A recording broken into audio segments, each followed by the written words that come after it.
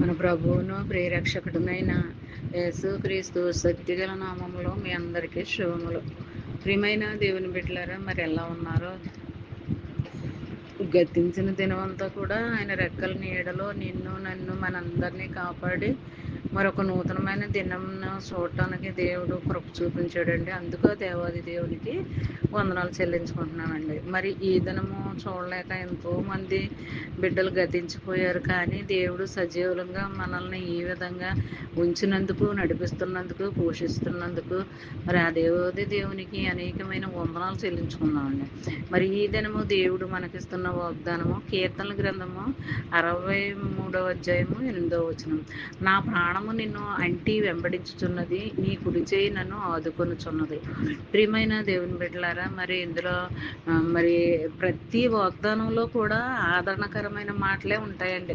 మనల్ని దుఃఖపరిచేవి కానీ, బాధ పెట్టేవి కానీ, మనల్ని శోధించేవి కానీ, ఎలాంటి మాటలు దేవుడు వాగ్దానాలు మనకి ఇవ్వడండి. అసలు మనల్ని సంతోషపెట్టేవిగా ఉంటాయి, మనకి ఆదరణ కలిగించేవిగా ఉంటాయి, మనల్ని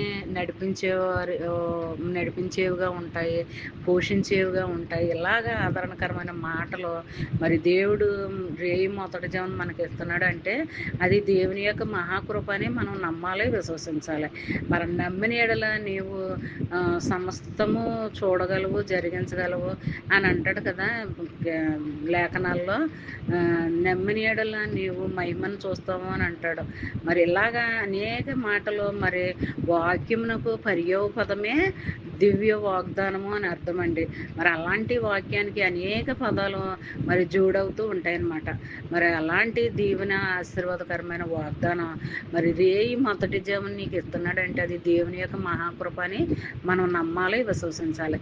అలాంటి ఆదరణకరమైన వాగ్దానాలు దినదినము మనము ఎప్పుడు కూడా మన బ్రతుకు దినాలన్నిటా కూడా పొందుకోవాలని ఆయన సన్నిధిలో మరి మొరపెట్టుకోవాలన్నమాట.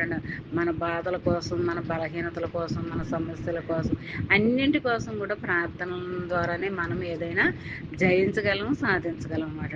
ఈ చిన్న వాగ్దానం ఫ్రెండ్ సర్కిల్లో పంపండి. అలా పంపడం వల్ల వారు దీవించబడతారు, మీరు ఆశీర్వదించబడతారు.